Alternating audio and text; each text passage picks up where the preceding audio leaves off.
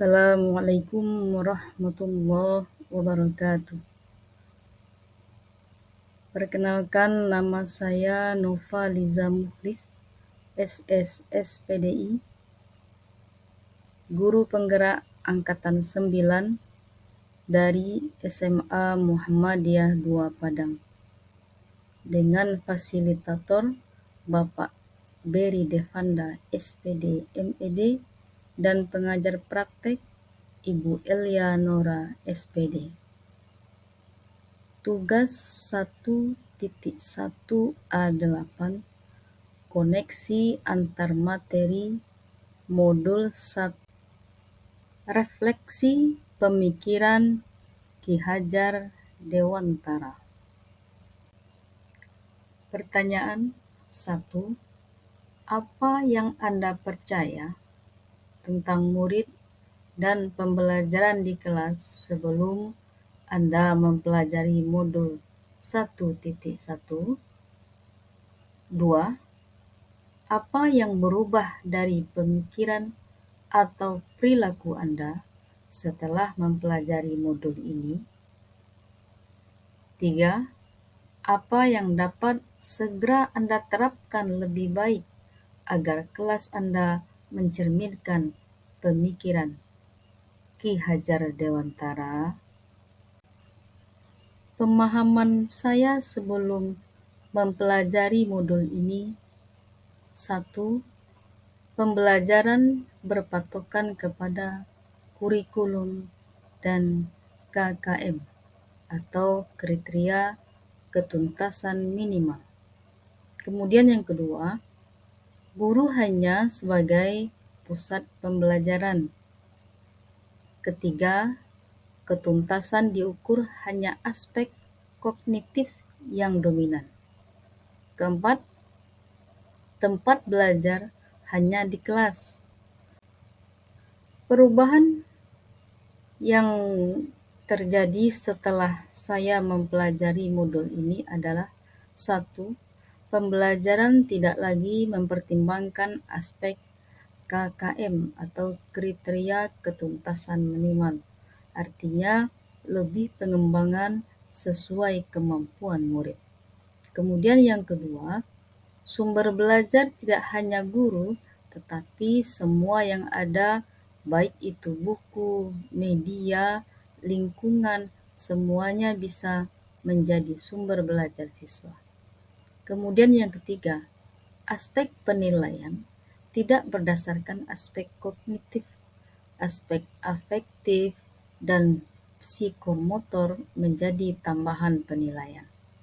Kemudian yang keempat, mencari suasana belajar yang murid nyaman, senang, dan bahagia.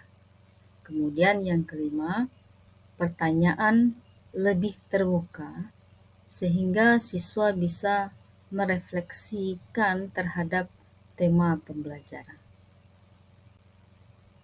Hal yang segera saya terapkan sesuai dengan pemikiran Ki Hajar Dewantara adalah: sebagai pendidik, saya akan mempraktikkan pemikiran Ki Hajar Dewantara bahwa pendidikan dan pengajaran dua hal yang tidak bisa dipisahkan. Pengajaran adalah bagian dari pendidikan. Pengajaran adalah proses pendidikan dalam memberikan ilmu atau faedah untuk kecakapan hidup anak secara lahir dan batin. Pendidikan adalah tuntunan segala kodrat yang dimiliki anak agar ia mampu mencapai keselamatan dan kebahagiaan yang setinggi-tingginya, baik sebagai manusia maupun sebagai anggota masyarakat. Kemudian, pendidik bertugas menuntun tumbuh hidupnya kekuatan kodrat pada anak-anak agar dapat memperbaiki lakunya, bukan dasarnya. Hidup dan tumbuh kekuatan kodrat anak. Kemudian, dalam menuntun, peran pendidik diibaratkan sebagai seorang petani atau tukang kebun. Anak ibarat tumbuhan yang disemai dan ditanam. Pendidik sebagai pamong yang memberikan arahan agar anak tidak kehilangan arah dan membahayakan dirinya. Kemudian, pendidik harus bersifat terbuka terhadap perubahan dan kemajuan zaman.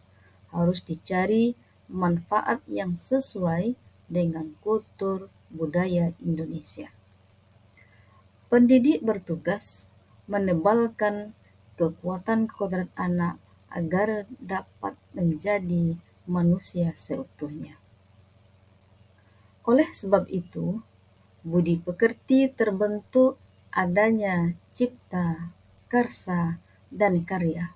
Maka Ki Hajar Dewantara terkenal dengan semboyannya Ing Ngarso Sung Tulodo, Ing Madya Mangun Karso, Tut Wuri Handayani.